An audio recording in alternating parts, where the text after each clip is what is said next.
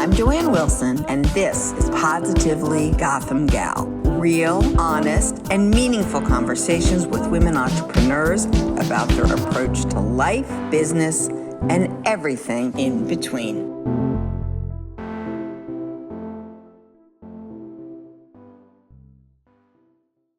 I'm super psyched to talk weed. Awesome. Well, I'm excited to talk with you. Yes. So where are you? Where are you right now? Where do you hang your hat? Portland, Oregon, a coast to coast moment. Got it. I like that. So talk to me about where did you grow up and how did you get into the cannabis? Well, actually, I guess freelancing and writing business. Yeah. I am from Southern Oregon, a small town called Roseburg, and I did sort of grow up in what we consider like the tip of the unofficial tip of the Emerald Triangle. So in Southern Oregon, there's a lot of outdoor cultivation. It's just ideal climate, and so I had lots of uncles and friends of friends, or someone's friend's dad always grew. It was kind of around, and it wasn't as scary to me, I would say. I had like a liberal family. My dad's a defense attorney who, already I'm sort of like questioning law and questioning authority through my dad. By the way, we should all do that. Yeah. I mean, oh my God, the things that I'm probably a little too confident. I'm definitely too confident dealing with police because of that. But when I went to college, I went to UC Santa Cruz, and honestly, that's where I picked up my habits. Even though I grew up in a place, it wasn't really a part of my life. I was very much like an overachiever in high school. And when I went to Santa Cruz, it's like weed is like the unofficial mascot, form of currency, commodity. It is so a part of going to school there and living in that town. Like the 420 celebration, it was like the biggest outdoor festival I'd ever even seen in my life to that point. It was like Mardi Gras. Yes, exactly. To me, from Roseburg, Oregon, it was Mardi Gras.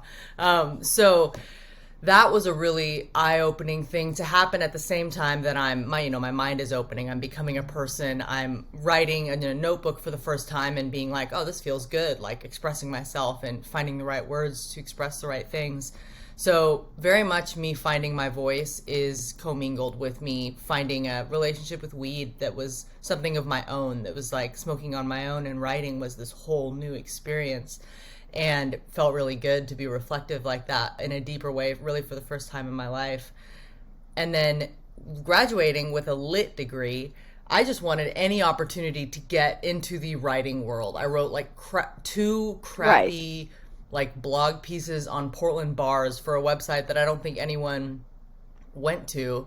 And I was like, I don't know, I guess this is how people start. But the local newspaper here, we have like a pretty prominent alt weekly that does pretty well, and a lot of people read it, probably more than the main paper.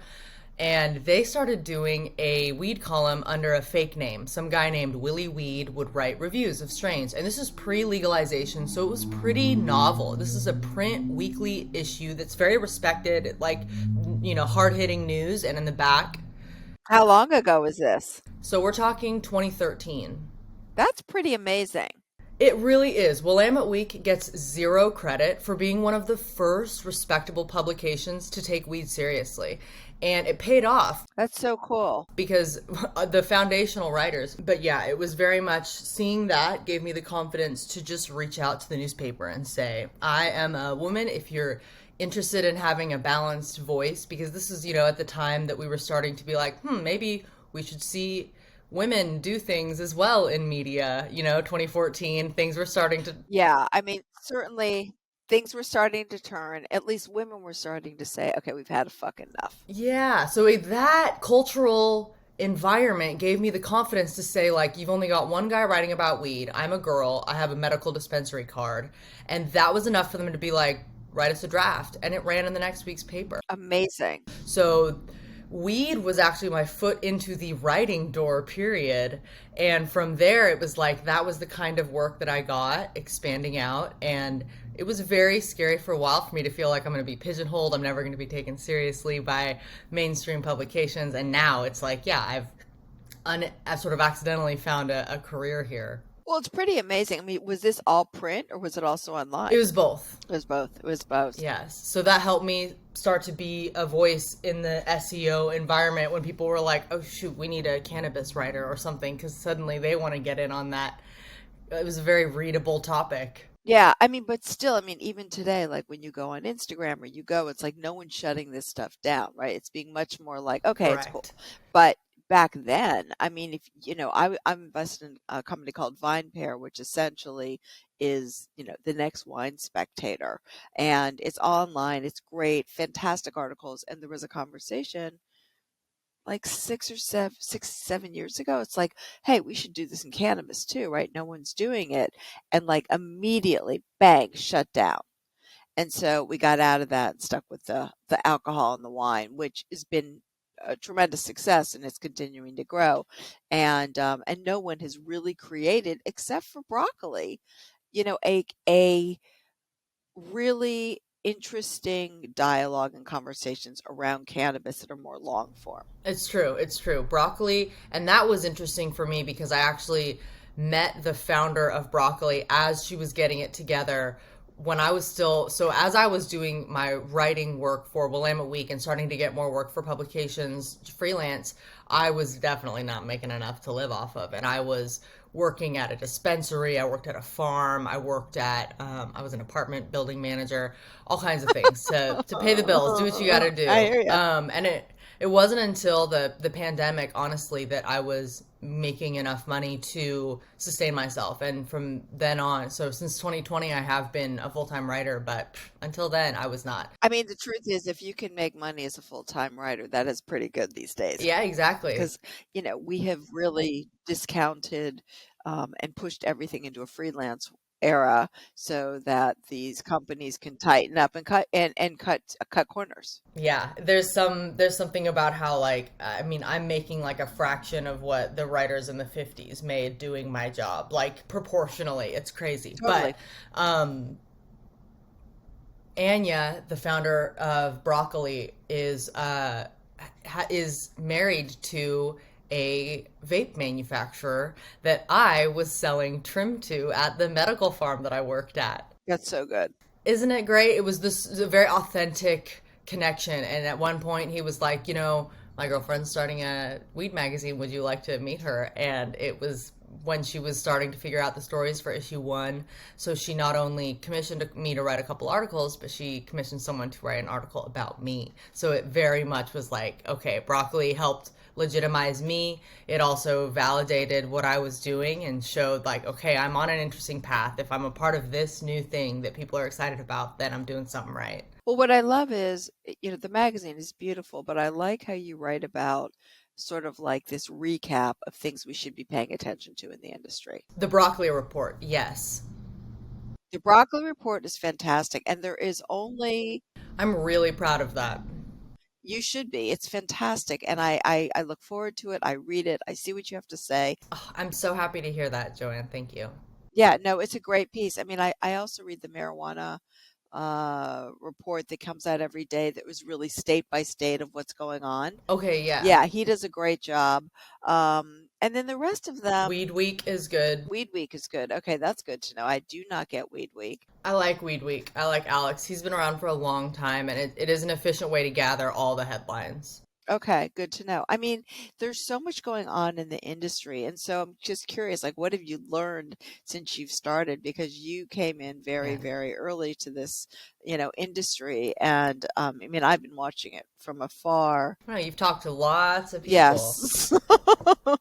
You've got a pretty damn good idea, I'm sure. But boy, I mean, I have learned a lot. I've learned a lot about business. I've learned about agriculture, about medicine, about people. And for my storytelling purposes, by and large, the biggest takeaway, I guess, would have to be like, there is a special draw for a special group of people to work in cannabis because they know, even if there's this exciting concept of the green rush, people know it's going to be hard. And for some people, it's really hard. It's still like coming out to your parents. It's still coming out to your church. Like, it is still a really big deal for a lot of people to dive into this game.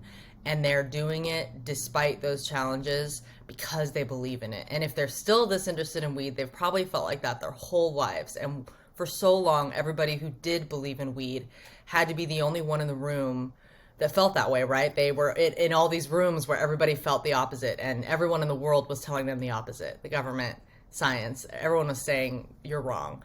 And you had to just hold this little candle of faith, like, I don't know, what I'm feeling is not grokking with what you guys are saying. I don't think that's right. No, I totally agree with you. I mean, what's amazing to me is, I mean, even the first time, when I was in junior high school getting stoned, and I remember thinking, why isn't this legal? And then remember the first time you tried salvia and you were like, this is legal? Yeah, I mean, yeah. Yeah, now it's not legal anymore, but yeah. What's interesting too is CBD has now become like, hey, you can buy this shit at Walmart. But if you really look into certain products and how they're done, that is extremely wonderful in terms of, mental health and your skin and sleeping and all these different angles, and then we have pharmaceutical, which is so supposedly highly regulated. And so, I wonder about the regulation, and, I'm curious what you think about all the regulations that are going on. Yeah. I think it's really exciting to have heard, to have our president be like, we need to relook at this is a huge deal. And I was really excited to see that this year because it's the truth. Who can deny it? And to have someone speak to that was very validating. It's still really frustrating because one of the early things I learned that made me so angry was a big part of the definition of these controlled substances is no medical application for a Schedule 1 drug. And the U.S. government has U.S. government funded studies and patents out on on certain medical abilities of this plant. So it's like, even on paper, the government's contradicting themselves. And that's so irritating. And really, they owe so many people because they refuse to change the scheduling. They should change scheduling on cigarettes and alcohol. Oh my gosh, I know. However, I am reaching that point of economic and business understanding where I can zoom out and see why advocates are scared at times to just barrel forward with legalization because, boy, with the wrong laws, we will get fucked. I totally agree. And I am at that point where I'm like in no rush necessarily, but at the same time, like where we're at is totally unethical and I want change and I want it to be legalized. I want it to be completely descheduled. It doesn't belong on the controlled substances list by definition because alcohol isn't even on there and it should be. But also the federal government. Boy, we are.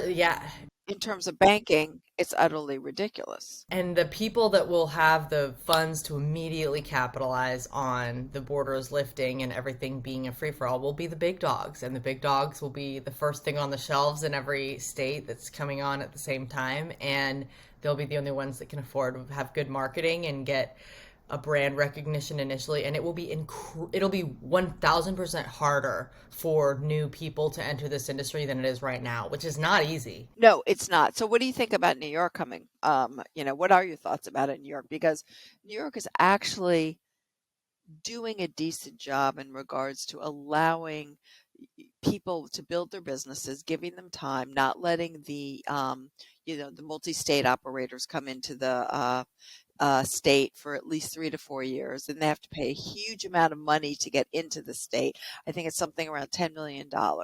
And so, it'll be interesting to see what happens because it is expensive to get into this business. It is highly regulated, and as much as they wanted to make it simple, it's not simple. No, that's really good to hear. I actually didn't know that about the MSO element, and I'm thrilled to hear that because that's huge. The one thing that happened in California was that they kind of California's a mess. And they kind of tried to have something like that, but they left a huge loophole in the form that like people could stack licenses, and I don't think New York's laws will allow for that. No. So I'm excited to hear that there actually may be some staving off, because I think that is one of the biggest challenges is the competition with big dogs that are just instantly ready to rock with the funds to weather any storm. Yeah, I mean, I will tell you, years ago when it first started, the medical thing in New York, right?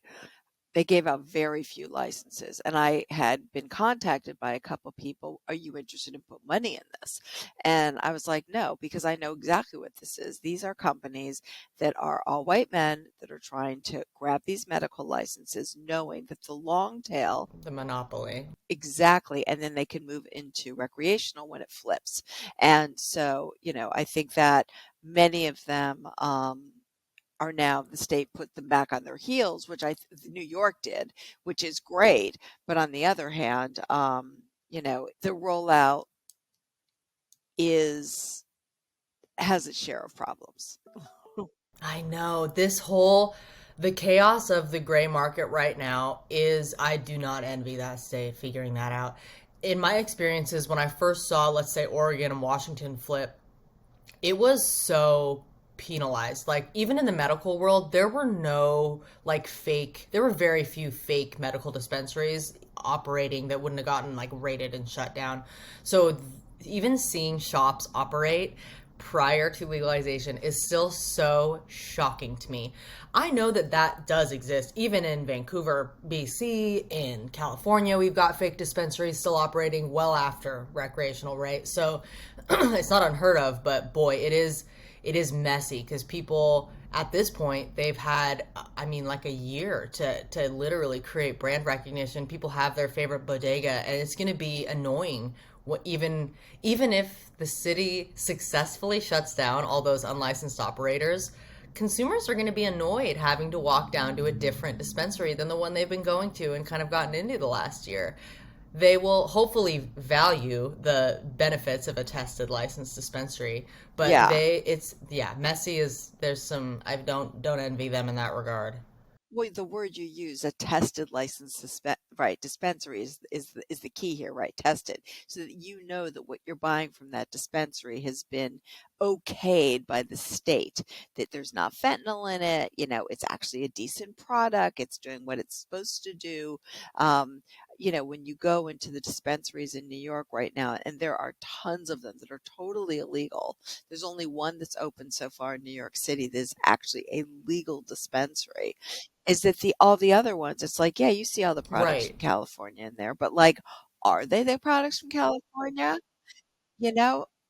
Are they? Right. Are they? You can print out a label right now super easily from online. Yeah, I completely agree with you there. And I will say for listeners, like, I know I smoked street weed for a long time, and it can sort of feel like, well, I mean, how dangerous is it really going to be? I mean, I trust these people. What are they? I like these people. They're not going to sell me bad stuff.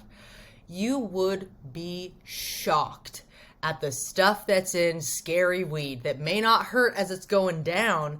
It is hurting your body, because I have talked to too many lab techs and researchers in Portland that deal with thousands of weed samples from good growers, from licensed growers, unlicensed growers, people all across the board. And they're just terrified for people smoking the broad majority of weed. Like, I'll just put it that way. They were not reassured even knowing how many dispensaries were operating in Portland, because they really only trusted a portion of them based on the samples they saw. So testing really does matter, because It does. there is a lot of questionable growing methods being used, because pretty weed sells, and that's a fact. So the bottom line is they're going to make the weed look good, and some people will put whatever chemicals possible to make that weed look viable. No, it is certainly an issue. I mean, I remember walking home. This is like, God, a couple years ago, and there was this dispensary, and it was just like, so I went in, and I was like, can I buy some joints? Oh yeah, no problem. I was like, so how are you doing that, right? You know?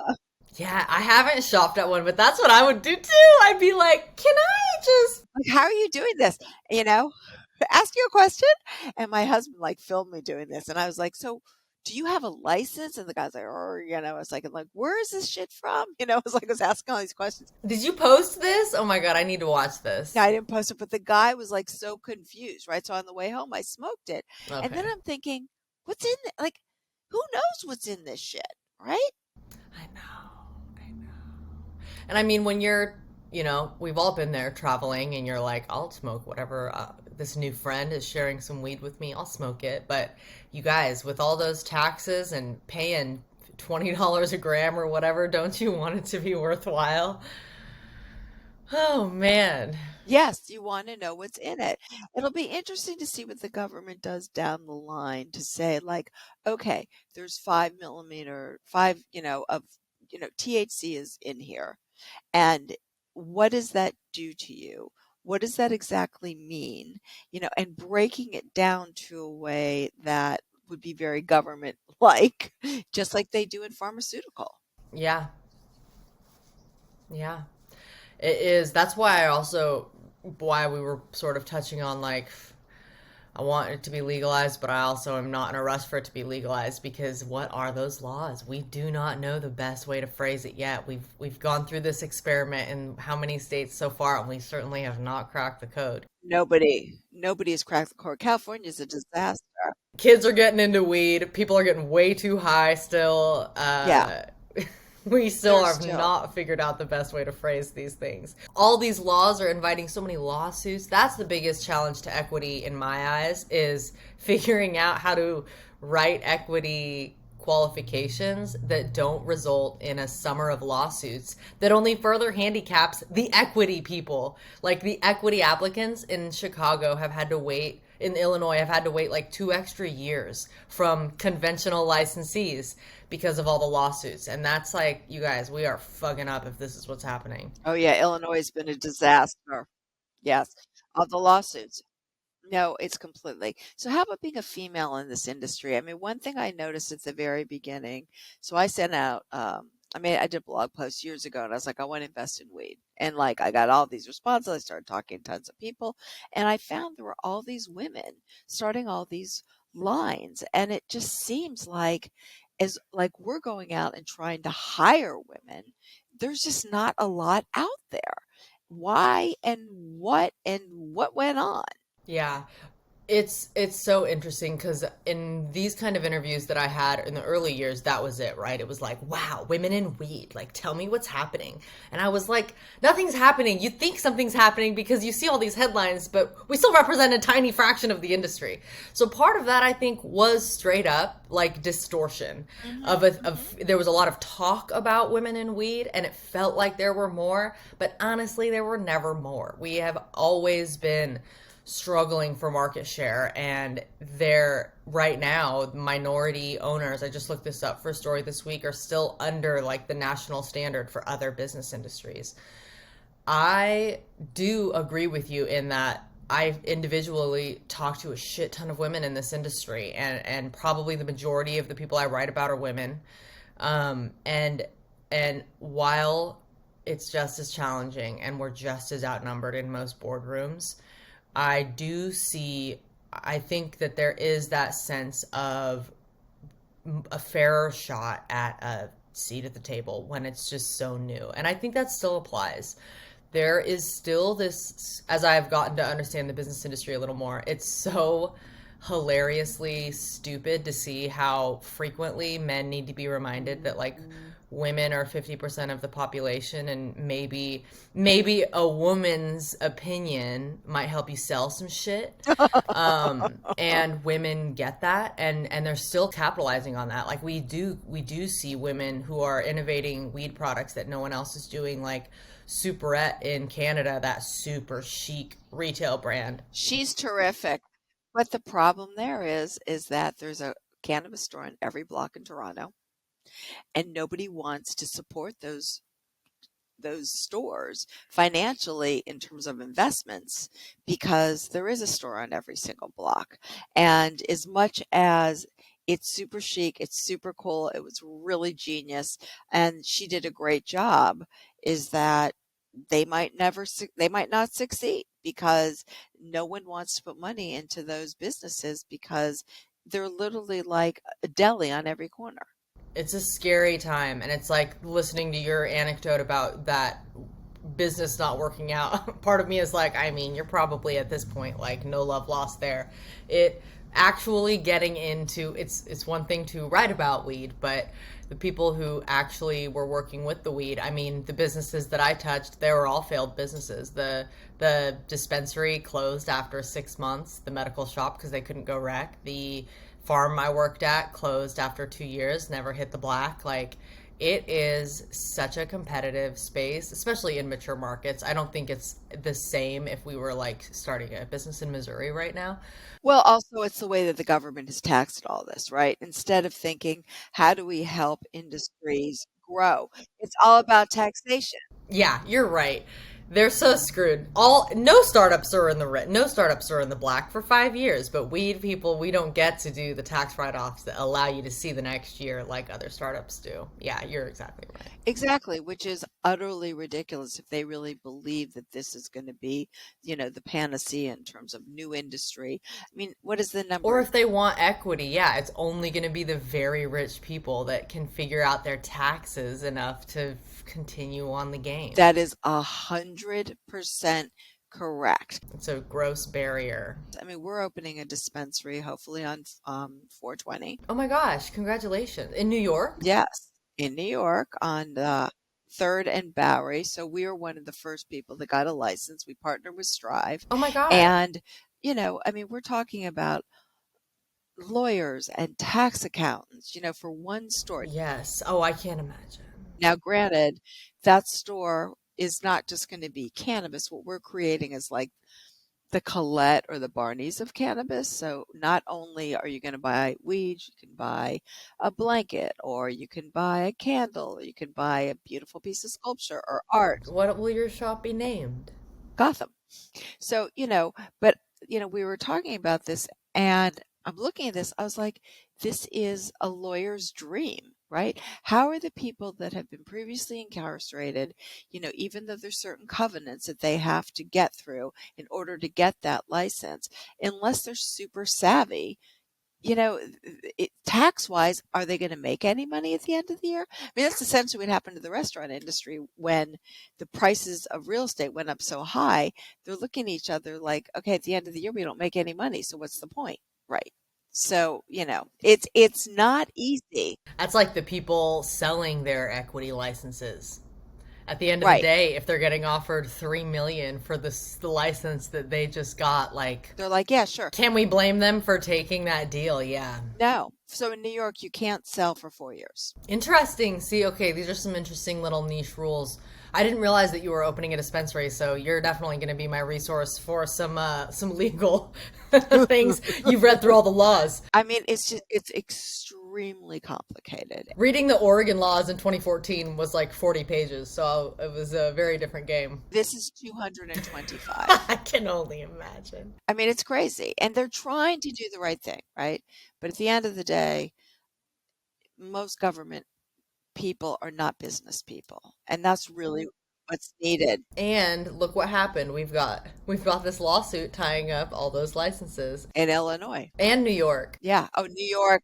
Yeah. The whole Brooklyn thing. Yeah. Yeah. But they're opening up in other places. So Yeah, it's not yeah. holding them back. The whole state. Right. So what's the future for you and the Broccoli Report? I mean, because this is certainly an industry like you were ground floor, and the next decade's going to be a very different place. Yeah, I'm really excited about the Broccoli Report because that sort of the Substack world has been an awesome opportunity for me to be like, oh, okay, I can write whatever I want here. For one, I don't have to worry about hitting my SEO, and Broccoli has really given me the authority for it to be my own thing and say what I want to say and do what I want to do. That's fantastic. Oh my gosh, being ad-free in this day and age for a writer is so rare and makes me really proud, and I hope people see the value in that. And coming from the newspaper world, like, we cannot take good news for granted. We are so lucky to even have access to it still, because the people that are doing it for not enough money,